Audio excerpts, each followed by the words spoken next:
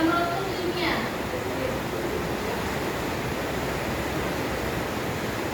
Oke, kita memasuki kepada kedua, meraih berkah dengan jujur dalam muamalah. Sebelum pembelajaran, kakak akan membacakan sedikit tujuan pembelajaran.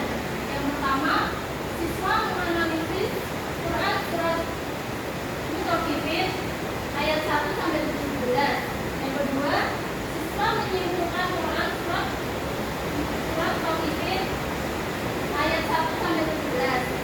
Yang ketiga, siswa menunjukkan Quran surat Al-Mutaffifin ayat 1 sampai 17. Yang keempat, siswa merumuskan hasil analisis dampak positif sikap jujur dalam muamalah yang terkandung dalam Quran surat Al-Mutaffifin ayat 1 sampai 17. Ada Al-Quran. Mari kita buka bukunya masing-masing, adik-adik. Kita baca bersama ya. 1, 2, 3. A'udzubillahi minasyaitonir rajim. Bismillahirrahmanirrahim.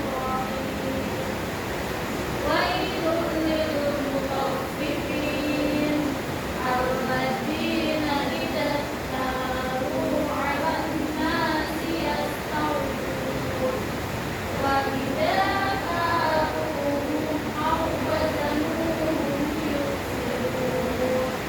Ala yadunnu ulaika annahum mab'utsun li yawmin 'adzim yawma yaqumun nasu li rabbil 'alamin. Kalla inna kitabal fujjari lafi sijjin wa ma adraka ma sijjin kitabun marqum wailun yawmaidzin lil mukazzibin alladzina yukadzibuna biyaumiddin wa ma yukadzibu bihi illa kullu mu'tadin athim. Idza tutla 'alaihi ayatuna qala asatirul awwalin. Kalla bal rana 'ala qulubihim ma kanu yaksibun. Innahum 'an rabbihim yawma'idhin lamanhun. Thumma innahum lasalul jahim. Thumma yuqalu hadzal ladzi kuntum bihi tukadzibun. Shadaqallahul 'azim.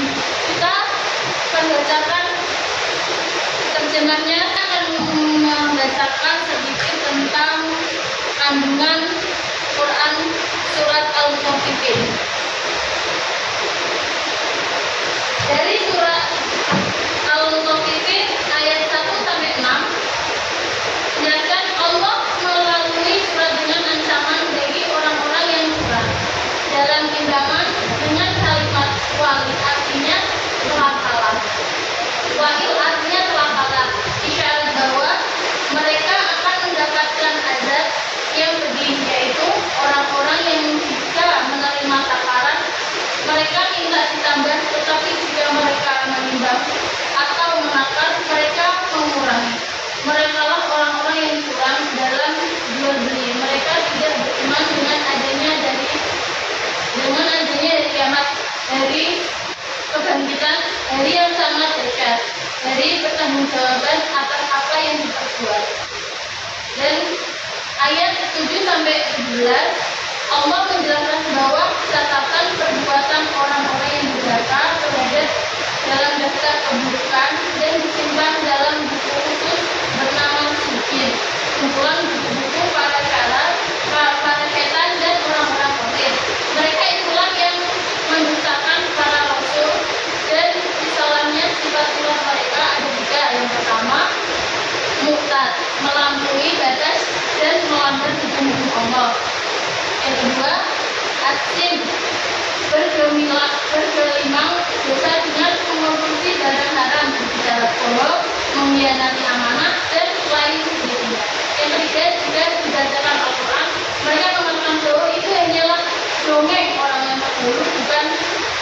wahyu Allah SWT.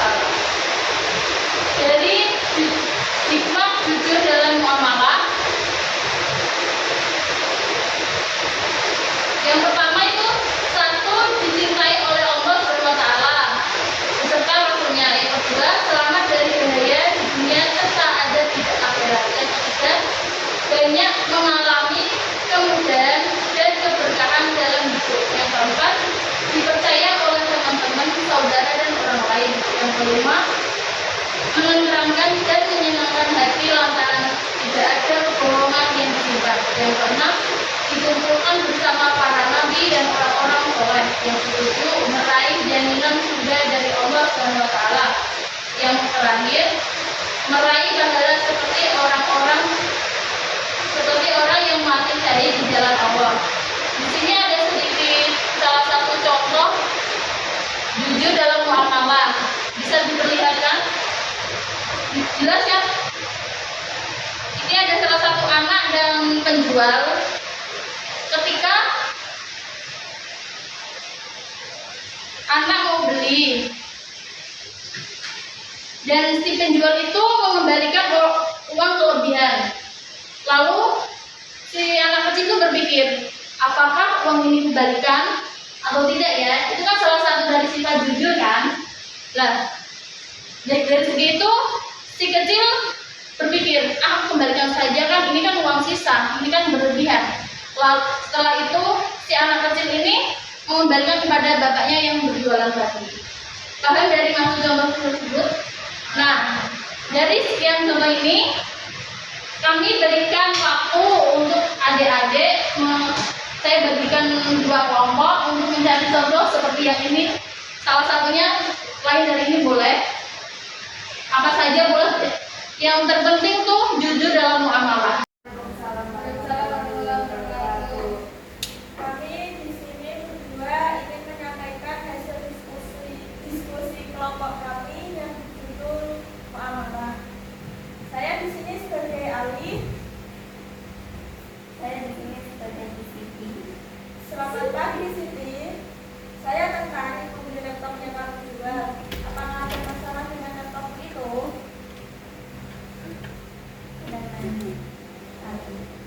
Laptop ini masih berfungsi dengan baik, tapi ada sedikit goresan di layar. Saya ingin jujur agar kamu tidak kecewa setelah membeli. Terima kasih sudah memberitahu. Kalau boleh tahu berapa harganya? Karena ada goresan, saya jual seharga 7 juta. Baiklah, saya setuju. Kejujuran itu membuat saya percaya untuk membeli. Ya, terima kasih dari kelompok kami. Wassalamualaikum warahmatullahi wabarakatuh. Waalaikumsalam warahmatullahi wabarakatuh. Assalamualaikum warahmatullahi wabarakatuh. Waalaikumsalam. Ini saya dan Mulia akan menyampaikan dialog tentang jujur dalam saya sebagai Luna dan di sini saya sebagai selama ini saya membeli sepatu yang menjual. Apakah ada dalamnya?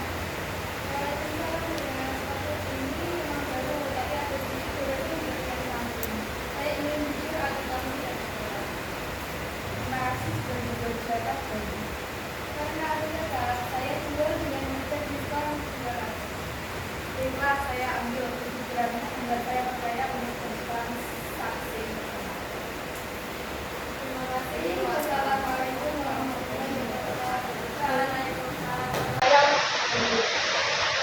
Terima kasih.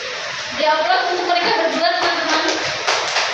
Baik, dari kesimpulan Mbak Ide sama Mbak Ria itu salah satunya contoh membeli sepatu ya Mbak.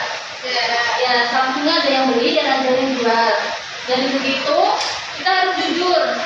Harganya berapa, ada kekurangannya apa enggak, ada cacatnya apa enggak, ya itu harus jujur. Itu salah satu dari jujur dalam muamalah. Yang contoh dari Mbak Lulu sama Mbak Naya tadi beli apa Mbak? Oh, laptop, salah satunya laptop. Kadang kan laptop ada yang bekas, ada yang baru, ada yang lainnya, ada yang enggak, kan harus harganya beda yang Mbak harus jujur. Itu salah satunya. Dan dari kesimpulan contoh tersebut tuh kita selalu bersifat jujur dalam muamalah dimanapun dan nyaman pun, sehingga kita bisa meraih hikmah dari